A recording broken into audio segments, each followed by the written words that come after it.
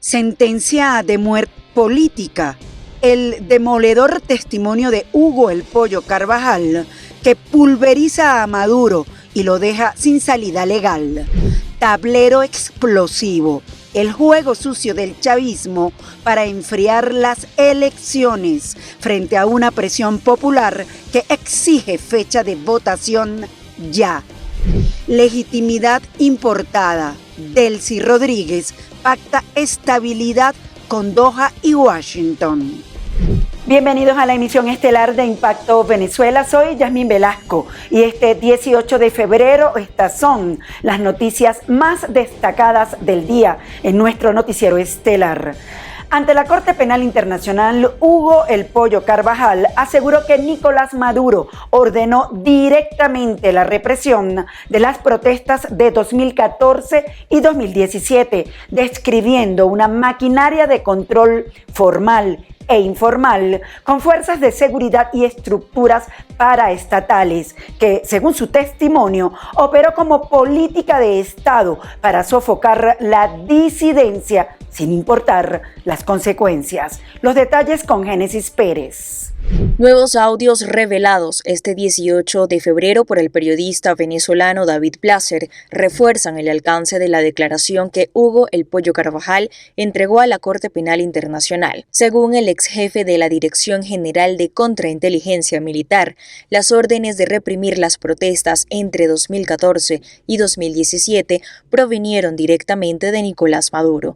Carvajal, hoy detenido en Nueva York, sostuvo que la estrategia de control de manifestaciones fue una política decidida desde que Maduro llegó al poder. Su nivel de participación es más directo de lo que normalmente le corresponde a un presidente en materia de orden público. Y esto se debe a la gravedad de las consecuencias de decidir que no importa la vida de los manifestantes y que la prioridad es acabar cualquier manifestación en su contra. Aunque no se conoce la fecha exacta en que fueron dadas las declaraciones, Carvajal explicó a la CPI que el control de las protestas operaba en dos niveles. El primero, formal, a través de la Policía Nacional Bolivariana y la Guardia Nacional Bolivariana, bajo coordinación del Ministerio de Interior.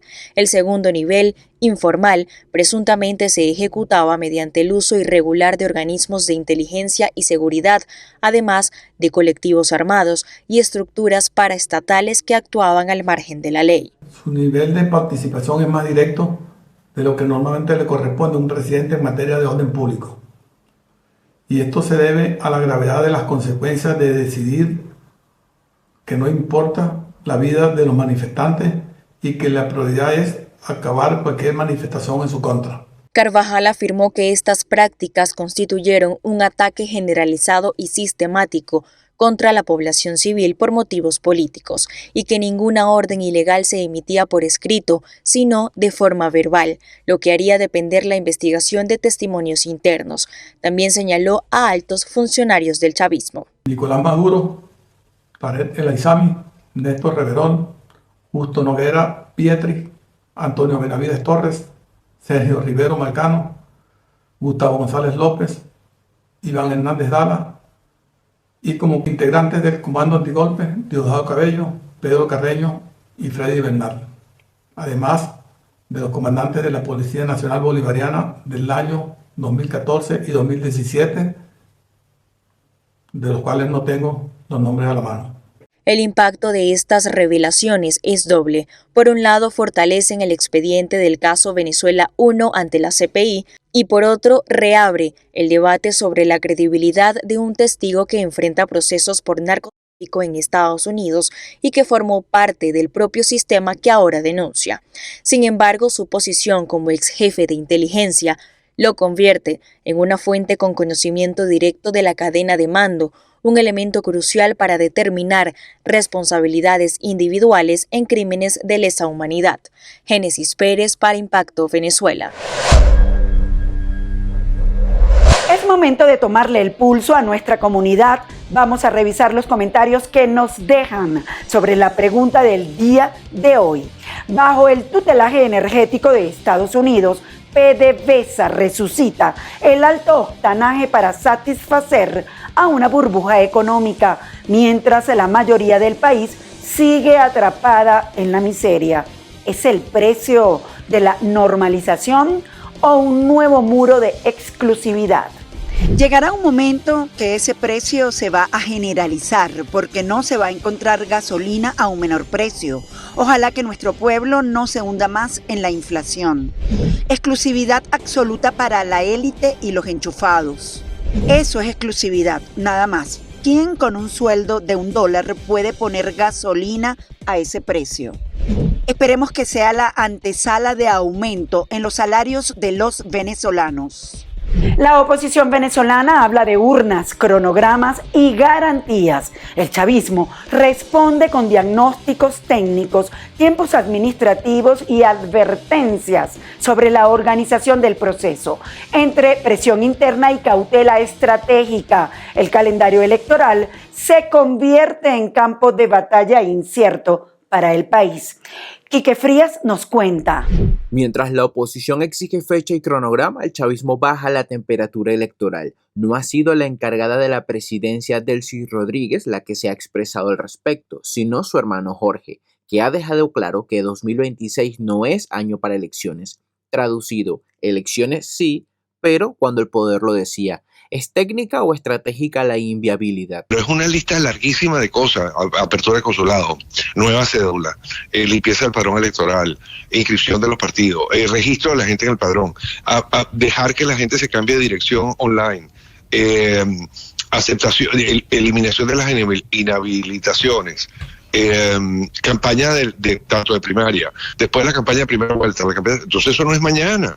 ¿Y qué dice la hoja de ruta trazada por Estados Unidos para la estabilización de Venezuela? El primer paso es estabilizar el país. La segunda fase será la que llamamos recuperación y luego la tercera fase, por supuesto, será la transición. Primero la estabilización, luego la recuperación del país y al final la transición política. Para algunos este plan y el cambio en Venezuela es entre Estados Unidos y el régimen chavista. Políticos a la política. En este momento los interlocutores son el gobierno de los Estados Unidos y los que contienen el poder de hecho en Venezuela. La paz no se hace con los enemigos, con los amigos, sino con los enemigos. Y el chavismo, plegado completamente a la extrema derecha norteamericana y al movimiento MAGA, establece sus prioridades para subsistir. Niega elecciones, amenaza con represión. Recuerden que nosotros tenemos 2 leyes vigentes: la ley de antiterrorismo y la ley contra el odio. Nosotros estaremos pendientes. ¿Bochinche? Mientras Venezuela se convierte en un campo de batalla con especial atención en debates sobre elecciones, millones de venezolanos quedan como espectadores y a la espera de pasar de una transición a un modelo de país democrático donde la voluntad del pueblo realmente sea escuchada. Reportó para ustedes Quique Frías, Impacto Venezuela. El Ministerio Público puso bajo régimen de presentación al asesor petrolero estadounidense Evan Romero tras ser detenido en Maracaibo, tomando en cuenta su edad. La medida ocurre en paralelo a negociaciones energéticas entre Caracas y Washington, aunque el organismo venezolano insiste en que el caso no está vinculado a temas petroleros. Con la información, Catherine García. El Ministerio Público venezolano confirmó la excarcelación del asesor petrolero venezolano-estadounidense Evan Romero, exdirector de PDVSA y figura importante en negociaciones energéticas internacionales. Tras 4 días detenido en Maracaibo, estado Zulia, el organismo informó a través de un comunicado que le otorgó una medida cautelar sustitutiva consistente en régimen de presentación. Se encontraba solicitado desde el 26 de mayo de 2025 por los delitos de estafa y asociación. Es necesario precisar que dicho procedimiento no guarda relación alguna con temas petroleros ni con actividades conexas a ese sector. Romero, de 86 años, había llegado al país para reuniones con empresas internacionales interesadas en invertir en Venezuela. Fue detenido el pasado 13 de febrero en el Aeropuerto Internacional La Chinita de Maracaibo y el 17 de febrero, según la Fiscalía, se habría celebrado la audiencia de presentación. Sin embargo, la detención se hizo de conocimiento público por una publicación del medio español ABC el pasado 16 de febrero. El primer ministro y canciller de Qatar, Mohammed bin Abdulrahman Al Thani, con el objetivo de fortalecer las relaciones bilaterales en áreas estratégicas como agricultura e inversiones internacionales, visita el país. Esto, por supuesto, en un nuevo acercamiento de Caracas a Estados Unidos y a sus principales aliados internacionales.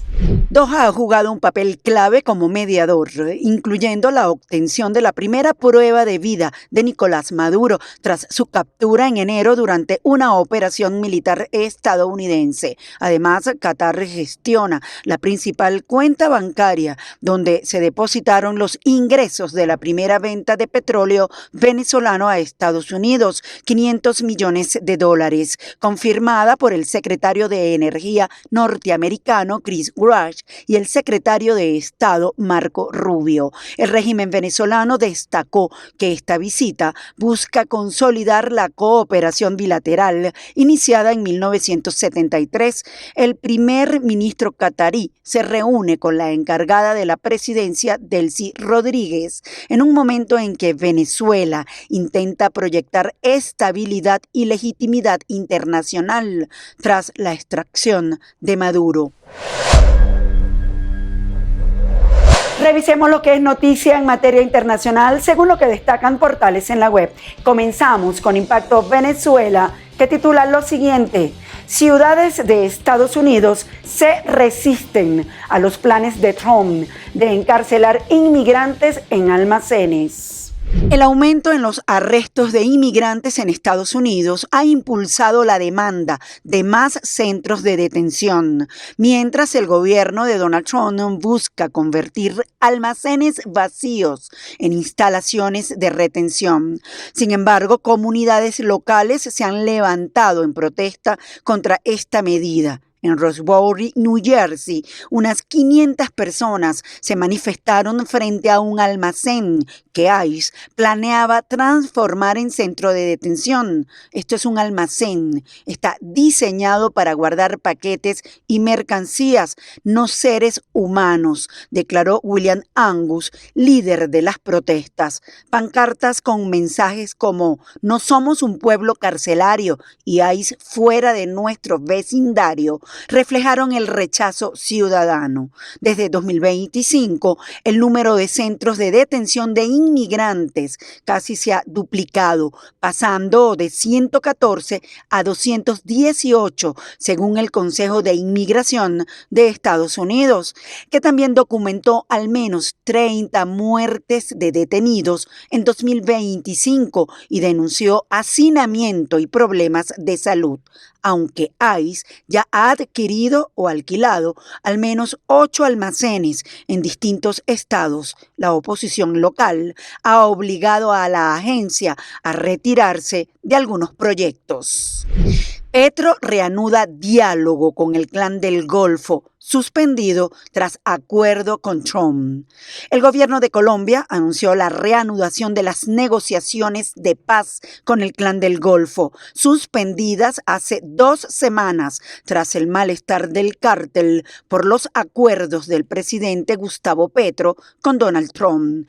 El mandatario colombiano pactó en su visita a la Casa Blanca el 3 de febrero realizar labores conjuntas para ubicar a alias Chiquito Malo, máximo comandante del clan. Ese acuerdo llevó al grupo a interrumpir los diálogos que se desarrollaban en Qatar desde septiembre. Sin embargo, el 9 de febrero, los negociadores se reunieron en Bogotá y dieron por superada la suspensión. El proceso busca un desarme a cambio de beneficios legales y ya se han alcanzado acuerdos para desescalar la violencia en poblaciones del noroeste del país. Petro también entregó a Trump un listado de los principales jefes narco de Colombia, incluyendo a Iván Mordisco y Pablito, con el objetivo de recibir apoyo de inteligencia estadounidense. EASA retiró la recomendación de evitar volar a Venezuela. La Agencia Europea de Seguridad Aérea retiró la recomendación de evitar vuelos en el espacio aéreo de Venezuela, medida que había sido emitida el pasado 3 de enero tras la operación de extracción de Estados Unidos al país caribeño. Con esta decisión, las aerolíneas europeas podrán retomar operaciones regulares. Air Europa reinicia vuelos este martes tras un parón desde noviembre. Plus Ultra retomará operaciones el 3 de marzo e Iberia prevé volver en abril, condicionando su regreso a plenas garantías de seguridad. La restricción inicial se originó en noviembre cuando la FAA de Estados Unidos alertó a las aerolíneas sobre riesgos al sobrevolar Venezuela. Posteriormente, tras la captura de Nicolás Maduro en enero, el presidente Donald Trump anunció la reapertura del espacio aéreo en coordinación con la presidenta interina venezolana Delcy Rodríguez. Amigos, gracias por acompañarnos en este recorrido informativo. Nos vemos mañana en una nueva emisión estelar de Impacto Venezuela. Como siempre les recuerdo seguirnos en nuestras redes sociales y canal de YouTube.